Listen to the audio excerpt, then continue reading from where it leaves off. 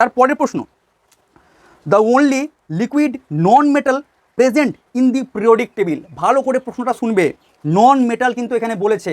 অনেকেই এখানে যে চারটে অপশান আছে ক্লোরিন, মার্কারি, ব্রোমিন এবং ফ্লুরিন, অনেকে এটা মার্কারি করে দেবে। মার্কারি বা পারদ হচ্ছে তরল ধাতু, লিকুইড মেটাল, আর এখানে কিন্তু তোমাকে বলেছে নন মেটাল, অধাতু। সঠিক অ্যান্সার হবে ব্রোমিন।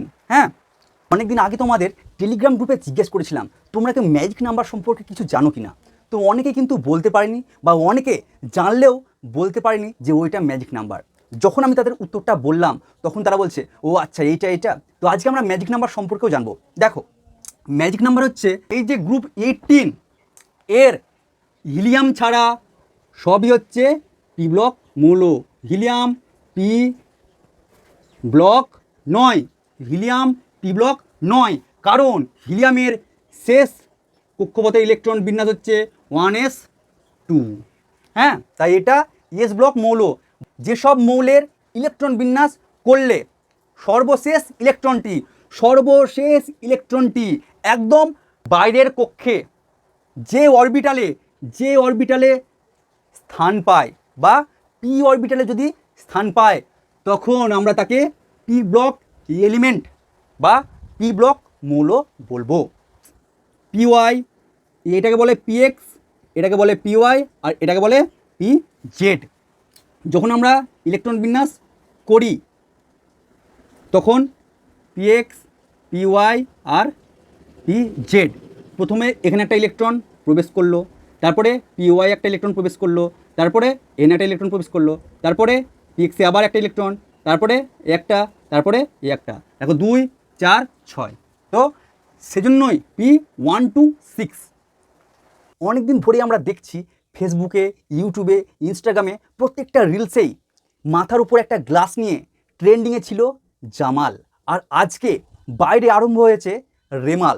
কিন্তু এগুলো নিয়ে আমাদের তেমন কোনো প্রবলেম নেই। আমাদের প্রবলেম পর্যায় সারণীর ভুল ধরতে ধরতে আমরা হয়ে পড়েছি বেসামাল। তখন আমাদের বহরমপুরে একজন বিখ্যাত ম্যাজিশিয়ান এসেছিলেন। তিনি দারুণ ম্যাজিক দেখাচ্ছেন। ম্যাজিক দেখা শেষ হলো, তার পরের দিন থেকে তার কথাগুলোকে প্রত্যেকে আমরা মিমিক্রি করতে লাগলাম। হ্যাঁ, যখনই একটা বন্ধুর সঙ্গে একটা বন্ধু দেখা হচ্ছে, প্রত্যেকে তখন জিজ্ঞেস করছে ভালো আছো তো, তোমরা কিন্তু ম্যাজিক দেখবে এবার, বড় ম্যাজিক। যখন সেই বন্ধু প্রাইভেটে গেছে তখন স্যারকেও বলছে ওই জায়গাটা বুঝতে পারলাম না, প্লিজ একটু বুঝিয়ে দিন। স্যারও প্রচণ্ড রেগে গেছে। যেসব মৌলের একদম সর্বশেষ ইলেকট্রনটি বাইরের কক্ষের এস অরবিটালে স্থান পায়, তাকে এস ব্লক বলে। এবার আমরা পড়ব সবচেয়ে ইম্পর্টেন্ট একটা টপিক, যেটা অনেকেরই বুঝতে অসুবিধা হয়, আর সেই টপিক হচ্ছে আমাদের ডি ব্লক এলিমেন্টস। তো প্রথমে আমরা জানবো ডি ব্লক কাদের বলে।